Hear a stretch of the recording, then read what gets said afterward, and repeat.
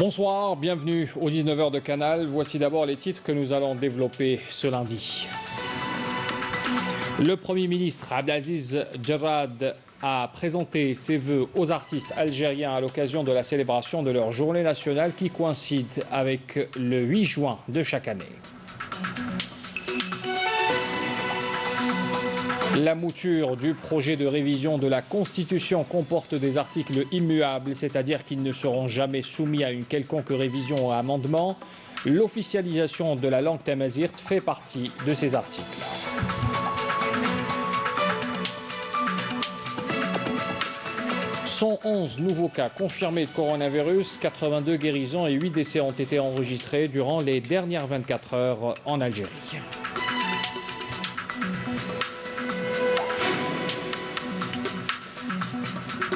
Et puis nous parlerons également ce soir de l'entreprise publique de construction et de réparation navale, Ecorep, qui s'apprête à livrer 3 remorqueurs en acier fabriqués exclusivement par des compétences algériennes au profit d'une filiale de Sonatrach.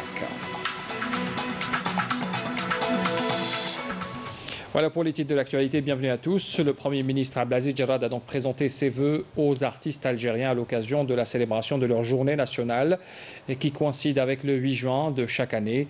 Je me joins, écrit le Premier ministre, je me joins à vous pour célébrer votre journée nationale qui est aussi la journée de tout homme épris de liberté et imprégné des valeurs humaines, a tweeté encore Jarrad sur le compte du Premier ministère.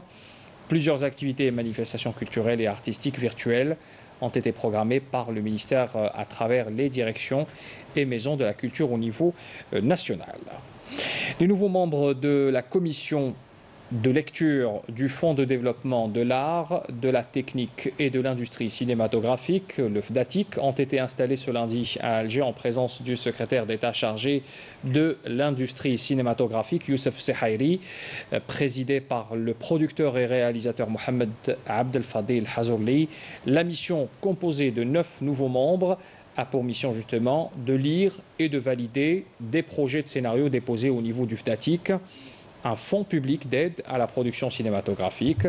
Outre le président, l'actrice Fatima Belhadj, le journaliste et critique d'art dramatique Mohamed Kali, le poète et journaliste Lazhari Laptar, Ammar Bourouis, journaliste et ancien cadre de la télévision algérienne, et le comédien et formateur en écriture dramaturgique Smaïl Soufit compte parmi les membres de la nouvelle commission. À ce propos, on écoute la déclaration du secrétaire d'État chargé de l'industrie cinématographique, Youssef Sehairi.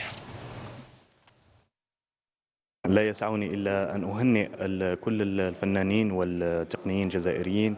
À l'occasion de la journée nationale de l'artiste, je tiens à féliciter tous les artistes et techniciens algériens. L'installation de la commission de lecture du FDATIC, une commission très importante pour tout projet cinématographique, comme vous le savez. L'industrie cinématographique comporte plusieurs axes dont le plus important reste la production et sa subvention en Algérie, qui s'effectue après étude de la commission de lecture qui définit les mécanismes que nous avons évoqués. En cette journée consacrée à l'artiste, Salim Dada, secrétaire d'État chargé de la production culturelle, est revenu également sur ce qui est actuellement en chantier pour améliorer le statut de l'artiste algérien. On l'écoute. Bien sûr, il y a eu les 3 consultations internationales qui ont été organisées autour de la thématique de la situation de l'artiste, notamment au temps de crise. C'est des consultations qu'on avait organisées en partenariat avec l'UNESCO, en joignant le mouvement mondial culturel Résilience de l'artiste. C'était un moment d'échange fructueux, d'échange d'expérience, d'expertise aussi, expérience nationale et internationale par le biais de la participation de plusieurs artistes, auteurs littéraires, producteurs culturels qui ont donné chacun son point de vue, chacun aussi son expérience, que ce soit en Algérie, en Europe, au Canada, dans les pays de Golfe. Et à partir de cet amas de propositions et de réflexions, il va y avoir justement la trame de l'exposé de motifs sur lequel la loi sur la situation de l'artiste, notamment la situation professionnelle, va être élaborée. Nous poursuivons à présent les éclairages concernant la mouture du projet de révision de la Constitution qui comporte des articles immuables, c'est-à-dire qu'ils ne seront jamais soumis à une quelconque révision ou même un amendement. Parmi ces articles, l'officialisation de la langue tamazight. On voit cela en détail avec Amal Messaïd. Dans la mouture de l'avant-projet de révision de la Constitution, l'article 234 consacre tamazight parmi les dispositions constantes qui ne peuvent être concernées par une quelconque révision constitutionnelle à l'avenir. Il s'agit d'une proposition qui va contrecarrer toute tentative de commercialisation politique, avec cet élément important en lien avec notre identité en tant qu'Algériens et Amazirs. C'est la première fois que le Haut Commissariat est consulté dans la révision de la Constitution. Nous sommes d'ailleurs prêts à contribuer dans le cadre de nos compétences et nous apprécions cet amendement. Ce projet de révision est dans son article 4 du premier chapitre consacré à l'Algérie, stipule que tamazight est une langue nationale et officielle et par voie de conséquence, l'État œuvre à sa promotion et à son développement. L'article qui a consacré tamazight comme langue officielle reconnaît tous les dialectes de cette langue qui vont être développés.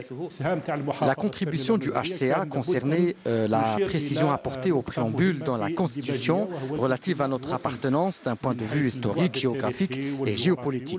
Un autre point important pour nous, c'est l'équité constitutionnelle qui a un rapport étroit avec les constantes de la nation, ainsi qu'Amazigh, tout comme les autres constantes, comme l'islam. Et la langue arabe doit être portée par les mécanismes institutionnels visant à la protéger. Les propositions des spécialistes pour la promotion de tamazight sont vivement encouragées pour l'enrichissement de la Constitution. Les cours du pétrole sont en légère hausse ce lundi, soutenus par l'accord des membres de l'Organisation des pays exportateurs de pétrole, l'OPEP, et leurs alliés, obtenu, il faut le rappeler, samedi dernier, garantissant en juillet la prolongation des coupes de production de mai et de juin. Le ministre de l'Énergie, Mohamed Arkab, président en exercice de l'OPEP, s'est félicité de la prorogation de l'accord, les signes d'une amélioration de la demande mondiale et d'une reprise économique plus rapide que prévu devraient également soutenir les prix du pétrole. On fait le point avec Mounana Ouelhamoudi. Aujourd'hui, les cours du pétrole ont connu une légère hausse, soutenue par l'accord des membres de l'Organisation des pays exportateurs de pétrole et leurs alliés. Ce matin, le baril de Brent valait 42,71 $, alors que le baril américain valait 39,86 $. Cette hausse des prix est la première depuis 3 mois. Le ministre de l'Énergie, président en exercice de l'OPEP, Mohamed Arkab, a qualifié cette réunion de réussie, saluant par la même occasion le retour de la Libye dans la production du pétrole. Nous sommes très heureux de voir nos frères libyens reprendre leur place dans la production du pétrole. Par ailleurs, les prix du pétrole continuent de subir les conséquences économiques de la pandémie de coronavirus, notamment après l'échec de la Russie et de l'OPEP concernant la réduction de l'offre au mois d'avril dernier. L'accord signé ce samedi a mis en faveur l'intérêt des pays producteurs de pétrole. Et la baisse de la production, estimée à 9,7 millions de barils jour, permettra de rééquilibrer le marché pétrolier dans l'espoir que cette baisse soit maintenue jusqu'à avril 2022. L'entreprise publique de construction et de réparation navale Ecorep s'apprête à livrer 3 remorqueurs en acier fabriqués exclusivement par des compétences algériennes au profit de la société de gestion et d'exploration des terminaux marins à hydrocarbures. Reportage Raouf Hamouche. Il a comme des allures de vaisseau spatial. Ce navire remorqueur de 15 mètres est fabriqué exclusivement en Algérie par l'entreprise étatique Ecorep, spécialisée dans la construction de navires de pêche et de servitures portuaires. Actuellement, on est en train de construire 3 remorqueurs pour le compte d'STH qui est une filiale de Sonatrach. Donc c'est un marché que nous avons eu avec Sonatrach. Là, on est une entreprise économique. On ne peut pas fonctionner sur nos propres deniers, c'est-à-dire c'est aberrant. Il faut que la banque soit à nos côtés, qu'elle nous finance, qu'elle nous assiste financièrement. Depuis sa création en 2015, l'entreprise Ecorep a investi près de 4 milliards de dinars. Une enveloppe dédiée à la mise en place d'un atelier spécialisé dans la construction de ces navires en acier. avec un savoir-faire et une main-d'œuvre 100% algérien. Ici, on fait la construction et on fait la réparation.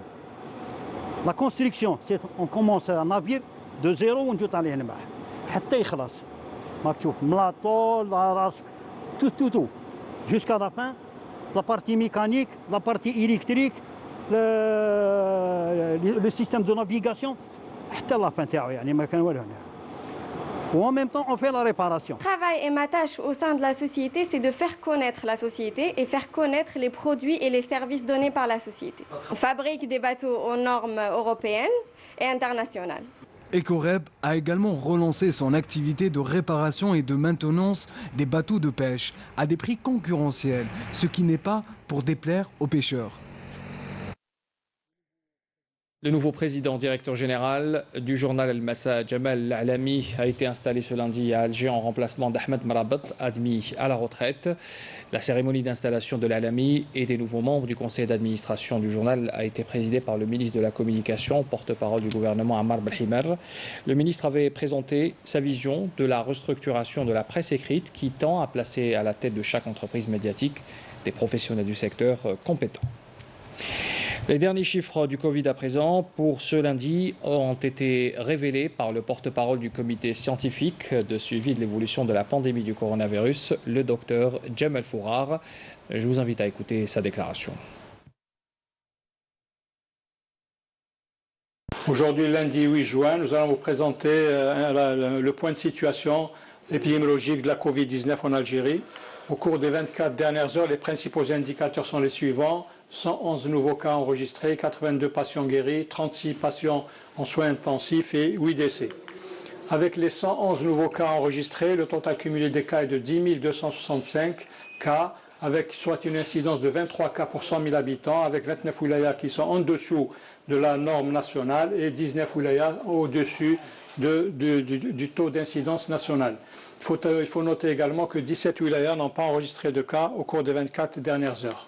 Concernant les décès, nous avons malheureusement enregistré 8 nouveaux décès, portant ainsi le total cumulé des décès à 715. 75% des décédés ont un âge, ils sont âgés de 60 ans et plus. Concernant les patients guéris, nous avons à ce jour 6 799 patients guéris qui ont quitté les établissements hospitaliers. Parmi eux, 82 cas sont guéris et sortis donc, au cours des 24 dernières heures. Les patients qui ont bénéficié du traitement sont à ce jour de 20 058 cas, dont 8 882 cas confirmés au laboratoire et 11 176 cas probables à l'imagerie médicale. Les soins intensifs, nous avons actuellement 36 patients en soins intensifs. Il faut rappeler, toujours rester dans les messages importants, le strict respect de l'hygiène générale d'une manière globale, la distanciation sociale, également le port obligatoire du masque sont des éléments importants et des mesures essentielles pour limiter la propagation du Covid-19 en Algérie. Je vous remercie de votre attention.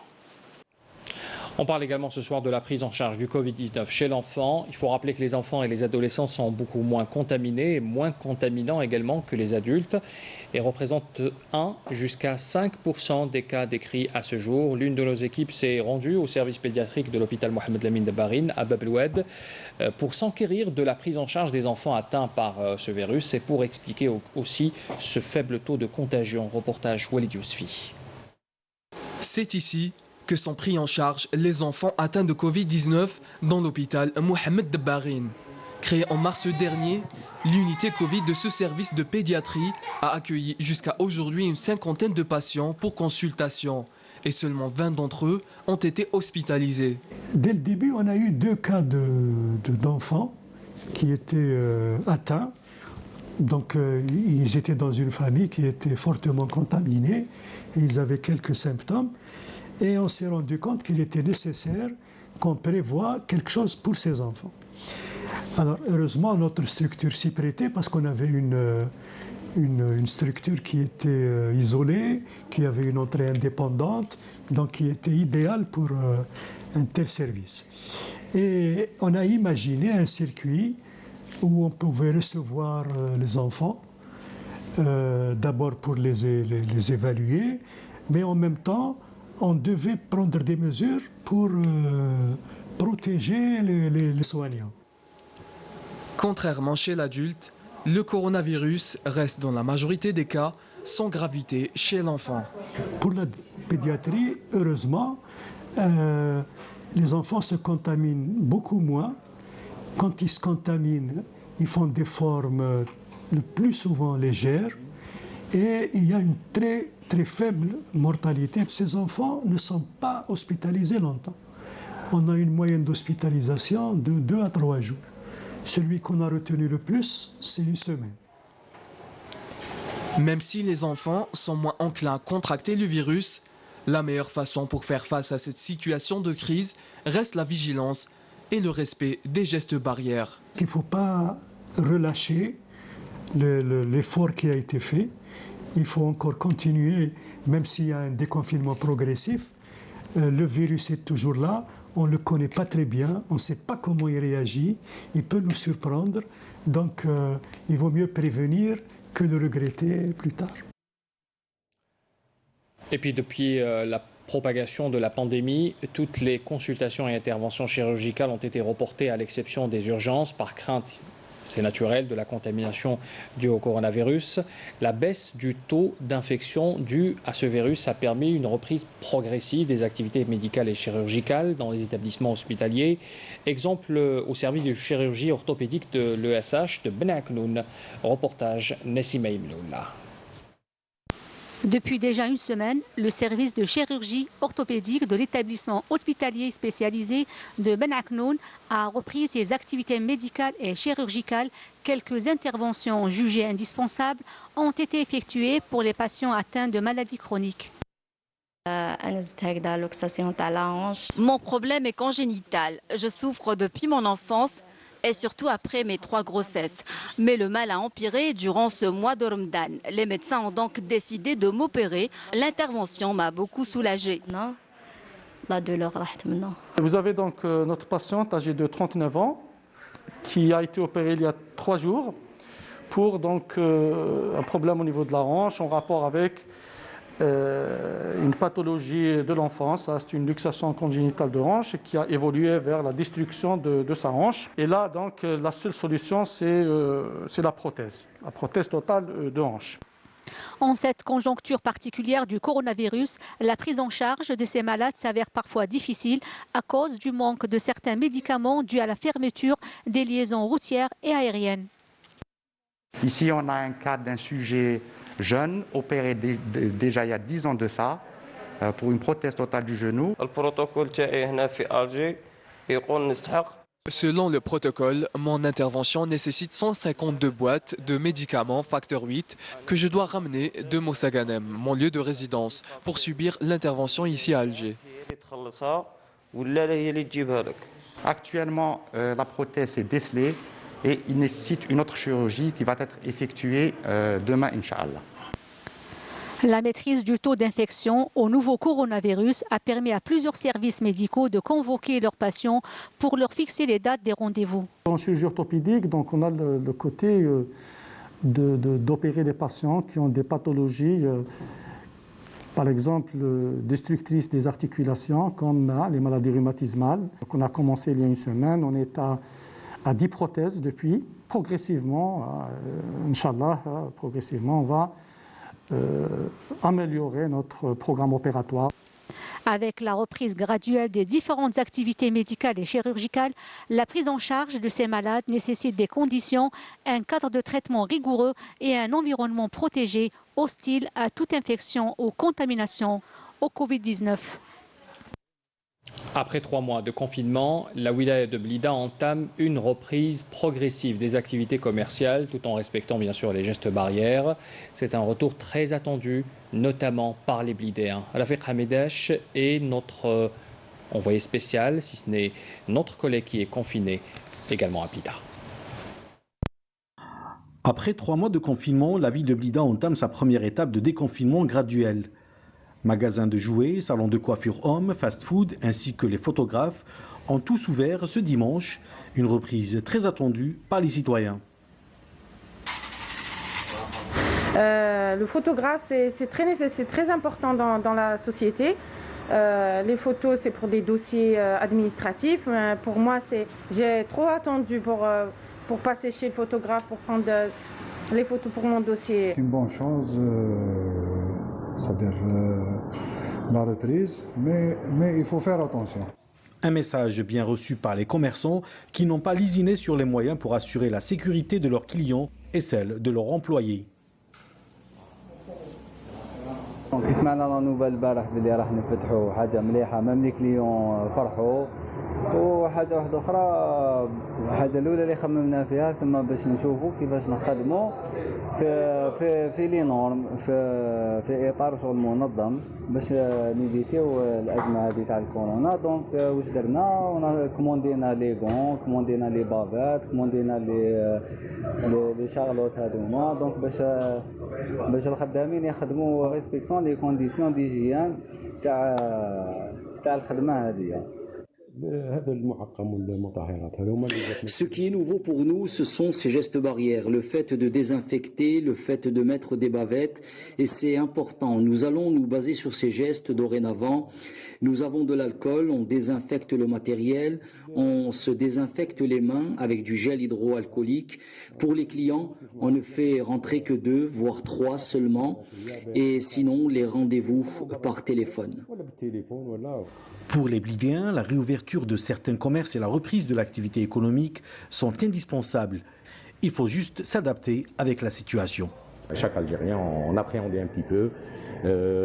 C'était un petit peu la peur mélangée à l'inquiétude. On ne savait pas où ça va nous mener.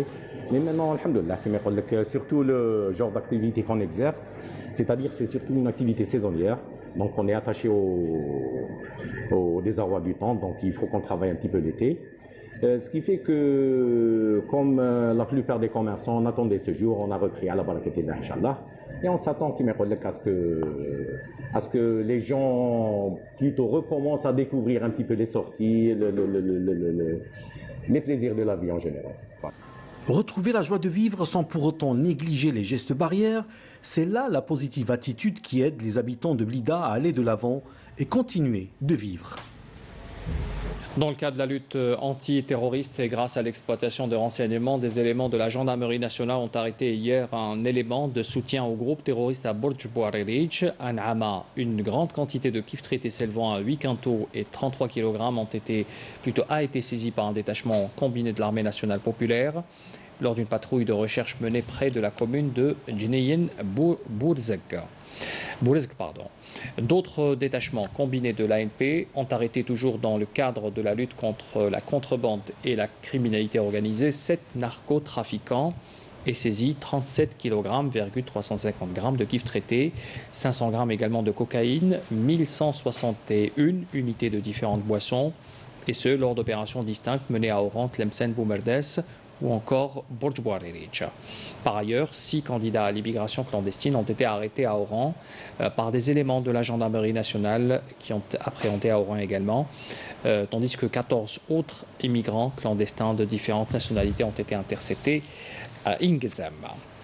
Un communiqué de la DGSN nous fait savoir ce soir que les services de la police judiciaire de la sûreté de wilaya de Ain Defla ont saisi le week-end dernier plus de 1,5 milliard de centimes en dinars et 90 600 euros en faux billets. Les éléments de la DGSN ont mis hors d'état de nuire un groupe criminel activé dans plusieurs wilayas du pays, dont des membres s'adonnaient à la falsification de billets de banque en dinars et en devises à l'effet de les faire circuler sur le marché national et les utiliser dans le blanchiment d'argent. À l'étranger, c'est aujourd'hui que le cessez-le-feu entre les parties en conflit en Libye est entré en vigueur. Le maréchal Khalifa Haftar avait apporté son soutien à cette initiative. Dans ce contexte, la mission d'appui des Nations Unies en Libye, la MANUL, a réaffirmé qu'une reprise sérieuse des négociations entre les parties en conflit en Libye requiert un cessez-le-feu immédiat et respecté, précisant qu'elle demeure prête à organiser un processus politique pleinement ouvert et dirigé surtout par les Libyens eux-mêmes. L'Algérie avait souligné hier son soutien à toute solution politique en Libye pour rétablir la paix et garantir son unité et son intégrité territoriale dans le respect de la légalité internationale. On fait le point avec Amel Bouakba. Les appels se multiplient pour parvenir à une solution politique inclusive en Libye, à commencer par le cessez-le-feu entré en vigueur aujourd'hui lundi, qui représente un préalable au retour des belligérants libyens à la table du dialogue. Samedi, Khalifa Haftar s'était dit favorable à l'appel au cessez-le-feu dans le conflit l'opposant aux forces du gouvernement d'union nationale libyen dirigé par Fayez Sarraj, reconnu par l'ONU. La mission d'appui des Nations Unies en Libye, la MANUL, a estimé qu'elle demeure prête à organiser un processus politique pleinement ouvert et dirigé par les Libyens. Ces pourparlers permettraient d'ouvrir la voie à une solution politique globale fondée sur l'accord politique libyen et dans le cadre des conclusions de la conférence de Berlin et de la résolution 2510 du Conseil de sécurité des Nations Unies.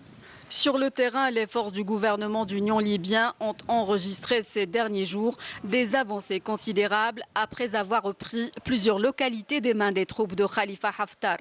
Espoir et fait inédit depuis plusieurs mois, l'activité pétrolière reprend. Les nombreux revers subis ces derniers temps par Haftar ont eu comme conséquence de permettre la reprise de la production de l'or noir à grande échelle.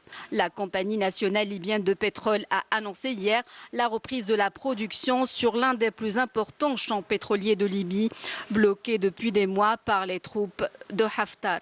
Solidaire de la Libye, l'Algérie a rappelé hier sa position de principe qui consiste à privilégier la solution pacifique, unique voie pour établir la paix en Libye et garantir son unité et son intégrité territoriale conformément à la légalité internationale et dans le respect de la volonté du peuple libyen frère. En sport, une convention cadre a été signée entre le ministre de la Jeunesse et des Sports, Saïd Ali Khaldi, et le président de l'organe de prévention de la lutte contre la corruption, Tarek Kour, pour lutter contre la corruption en milieu juvénile et sportif. Les deux parties ont assuré que la moralisation du sport ne se limite pas aux campagnes de sensibilisation, mais nécessite également une ferme volonté, mais surtout un dispositif réglementaire strict et dissuasif.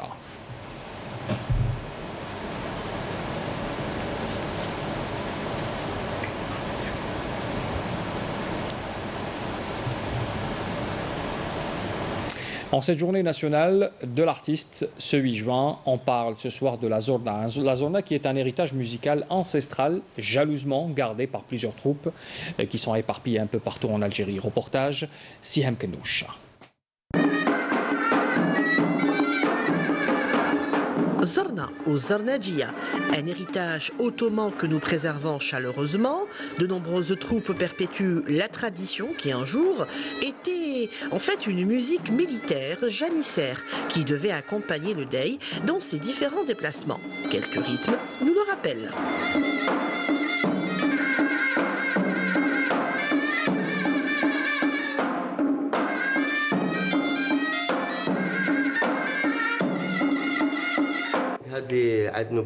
On appelle ce morceau Noubat el-Ajami. C'est un morceau turc. Il était militaire. Et ce morceau a été interprété d'une façon excellente par le fameux Boualem Tikish.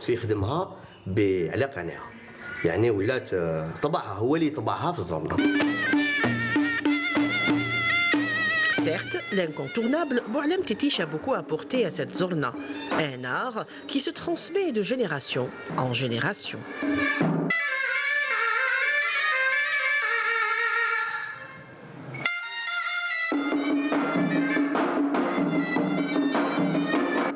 Les cadences et les rythmes de la Zorna diffèrent un petit peu de la nouba classique andalouse. La Zorna, c'est un autre contexte. Là, on sort un peu du thème de la nouba. Donc, la nouba, dans le contexte de la Zorna, ça veut dire que c'est une succession de pratiques musicales. La cadence se joue entre deux sons bien distincts. Le tambour avec de la peau de chèvre et puis le tambourin qui est en peau de chameau. Le tchougel qui est le marteau et qui donne les basses et le tchbil, l'aiguille qui donne les médiums. Le tambourin, quant à lui, s'occupe du contretemps avec le tambour. Et puis la Zorna ou la Raïta, un morceau de bois qui amplifie le son soufflé dans un tout petit roseau. Rappelant que le mot Zorna vient de deux mots persans, Zour, fête, et Ney, l'instrument connu. Ambiance de fête assurée.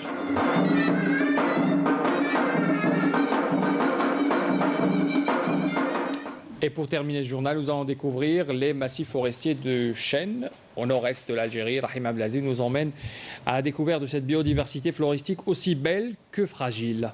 Reportage. Menacés par le package intensif, les massifs forestiers de Temsguida et ceux des Babors sont aussi fragilisés par le phénomène du réchauffement climatique. Le réchauffement climatique, c'est un problème mondial. C'est un problème mondial et ce réchauffement a un impact sur la dégradation des écosystèmes. Par exemple, dans notre région, on constate qu'il y a une régression du couvert végétal. Dans certaines zones de l'Algérie, il y a des zones qui étaient avant humides. Actuellement, on les trouve, c'est des régions arides, elles deviennent arides. Dans la région de Jijel, pour cette conservation, l'effet du réchauffement climatique, il n'est pas vraiment constaté dans la réalité, mais la dégradation elle est remarquée dans certains écosystèmes. Par exemple, beaucoup plus, c'est l'impact des activités humaines qui est en train d'accélérer cette érosion de la biodiversité. Comment atténuer toutes ces pressions anthropiques? D'une richesse floristique encore intacte, les massifs forestiers de Temntout et Temsguida nécessitent un plan de gestion plus adéquat. Les nouvelles donnes climatiques, dont la tendance est à l'accentuation de l'effet de serre, menacent ces forêts.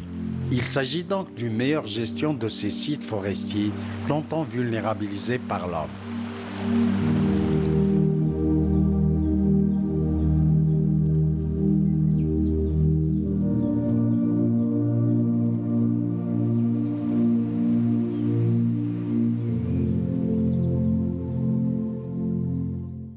Le rappel des titres avant de clore cette édition. Le Premier ministre Abdelaziz Jarrad a présenté ses vœux aux artistes algériens à l'occasion de la célébration de leur journée nationale qui coïncide avec le 8 juin de chaque année.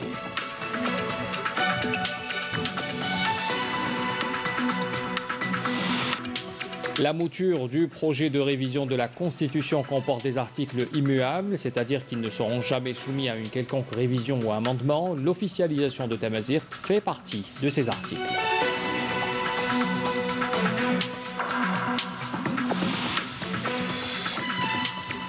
« 111 nouveaux cas confirmés de coronavirus, 82 guérisons et 8 décès ont été enregistrés durant les dernières 24 heures en Algérie.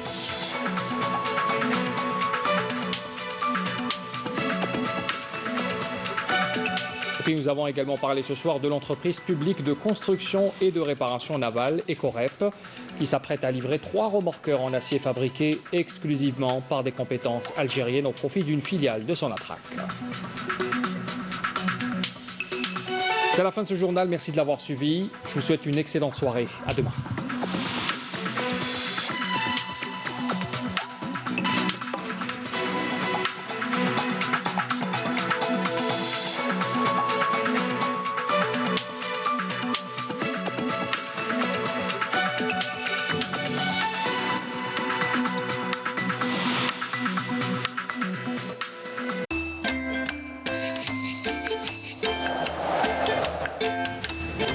La météo vous est présentée par Mobilis. Mobilis, أينما كنتم. Bonsoir à tous. Et bien aujourd'hui, on a eu droit à un ciel plutôt nuageux, notamment sur le centre et l'est du pays, avec des pluies parfois sous forme d'averses, notamment sur la partie centre. Et le temps pour demain, eh bien, on notera une amélioration vers l'ouest du pays, avec un ciel dégagé à peu nuageux. Toujours nuageux en revanche sur le centre et l'est du pays, avec toujours Quelques pluies en journée accompagnées d'orages, des orages également sur les régions intérieures avec des pluies sur les Aurès. Sur les régions sahariennes, eh bien, on notera une alternance d'éclaircies sur quelques passages nuageux, notamment sur le sud-ouest, la Saoura, le Nord Sahara, les Oasis, le Sahara central et puis un ciel plutôt voilé avec quelques orages vers l'extrême sud, le Hogar et le Tassili et le Sahara oriental. À noter de fréquents soulèvements de sable, notamment sur le Sahara central et le Sahara oriental. Les températures de ce soir et pour demain matin, elles varieront près des côtes. Entre 15 et 18 degrés, on notera un minimum de 11 degrés à Al-Bayad de Tiaret, 12 Djilfa Batna, 23 degrés à Ghardaya, Hassim Saoud, 30 degrés à Ilizi, 26 Tanraset et Janet et enfin 33 degrés, ce sera la maximale pour l'extrême sud. Les températures de demain après-midi, eh bien, on notera une baisse du mercure avec un minimum de 21 degrés seulement du côté de Tizi Ouzou ainsi qu'à Djelfa. On notera 23 à Alger, 23 également à Annaba, 24 du côté de Sétif, 27 degrés à Oran, 34 degrés à Bachar, 37 à Tindouf, on notera 35 degrés à Ghardaya, 26 seulement à Hassim Saoud, 42 degrés à Ilizi, 43 degrés à Ain Salah et enfin 45 degrés. Ce sera la maximale pour l'extrême sud. On passe tout de suite à l'état de la mer pour la journée de demain. Eh bien, on notera une mer plutôt agitée sur l'ensemble des régions côtières avec des vents entre 15 et 25 km/h.